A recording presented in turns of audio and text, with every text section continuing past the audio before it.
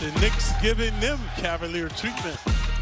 For the first time in 10 years, Knicks are in the second round of the playoffs. An amazing bounce-back season continues. We get to play more basketball. Whenever we get to do that, it gives us another opportunity to get better and move forward and continue to see where we can go. Go New York, go New York! Ah! Orange and blue skies, yeah, yeah!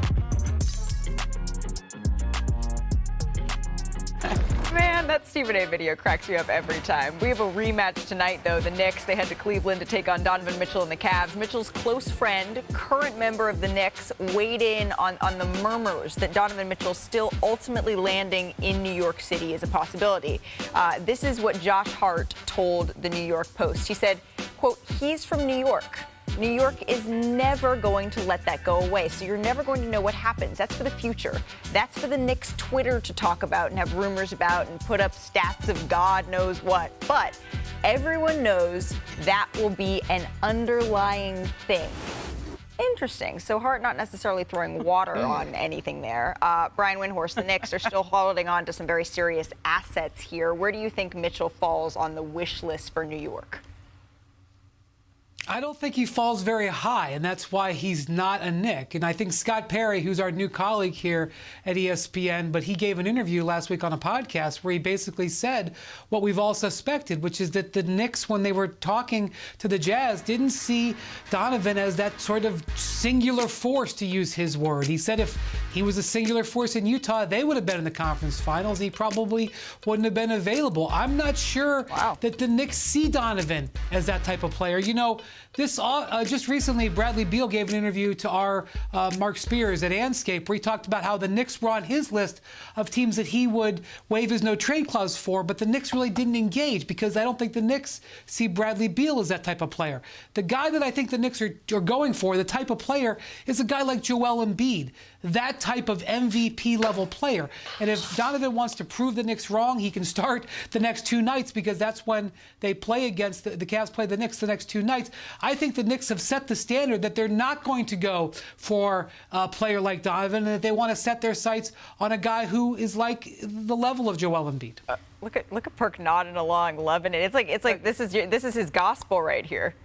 I mean, there was a trade that they would have done, though, Brian. There was a trade the Knicks would have done for Donovan Mitchell earlier in the summer, and the Jazz didn't pull the trigger on that one, right? And so I think they wanted him. They just, by the time it came back around, it didn't happen. But look, Josh Hart's right. It is always going to be a thing, and I do think the Knicks have a collection of assets that is essentially unrivaled in this league. The collection of what the Knicks can offer. There's a few teams that have anywhere close to that, but they don't have New York City.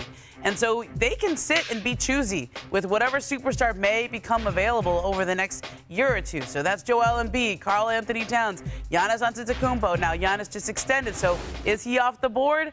We'll see. He signed an extension, but the Knicks can be choosy, and that's what I think the comments from Scott Perry reflect. I mean, the only choice that they have, in my opinion, is Joel Embiid and monitoring in that situation. Because when we talk about superstars, it's level to this. We're talking about the Big Apple, so you got to go big.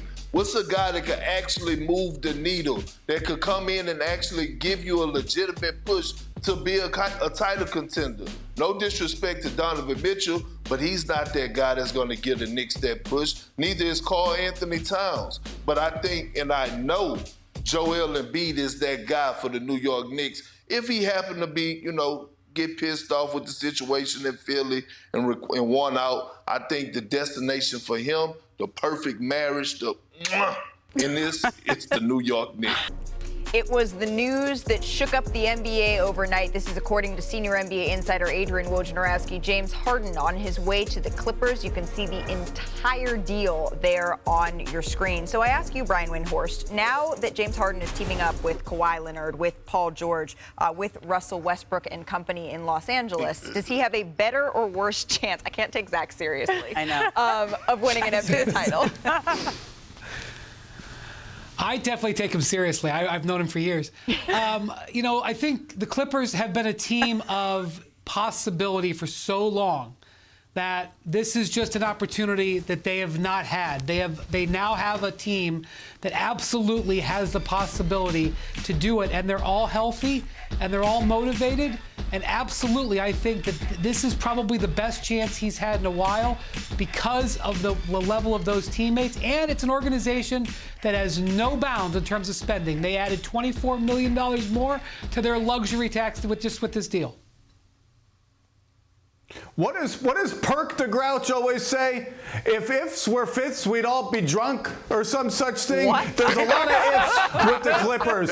There's a lot of ifs with the Clippers. If the Grouch says if the ifs all hit right, the Clippers with James Harden absolutely have the goods to make the finals. But if you're asking me where he had a better chance, the Grouch still thinks Philly, if that were even possible. Clearly it was not, and only because I don't like looking at Denver in my conference. I'd rather put them off as long as possible. The Grouch has spoken. Yikes. We have created a monster. Literally. Everything that Zach just said and more. That's it. Everything that Zach said and more. I need to get you in a Big Bird costume or something next year. I mean, look, from just historically speaking, this all started in 2019, right? Yes. 2019, the Clippers go get Paul George and Kawhi Leonard. Yep. Russell Westbrook is traded to Houston. James and Russell try to play together in Houston. Kawhi and Paul try to play together with the Clippers. None of them win. Now they got one shot all together, all four of them. You better lose yourself in the music the moment you want. I mean, this is the last shot for these guys. They all have been moving around, changing teams, trying to team up. Always put the face down. This is the best team the Clippers have ever assembled. They have to win the championship. This is Avengers Assemble for the Los Angeles Clippers. I don't know how it's going to end up. And they're all from L.A. But they're all from here. Artesia High, Lawndale, Palmdale. Oh, yeah, they're trying to do it for the city of Los Angeles. Nobody on this panel picking them to win. I don't know what Zach's going to be for Halloween next year, Kendrick Perkins. I don't know if anyone's picking them to win, but I do know that the cameras are always rolling. And I like it better when he puts the face down. Ramona Shelburne. We knew Chiney had hops. We knew Chiney got buckets. But Ramona Shelburne. Softball style. It was too deep. I love too deep. Our wonderful hairdresser, Sophie Rose, just like giving you the much-deserved round of applause. The Grouch suspects that was doctored footage. No, it was real. It was real. The Grouch would be wrong. Happy Halloween, everybody. I would shoot it for real, but the lights are really expensive. She nailed it. Make sure you hand out the full-size candy bars to all the kiddos tonight, and we will see you tomorrow.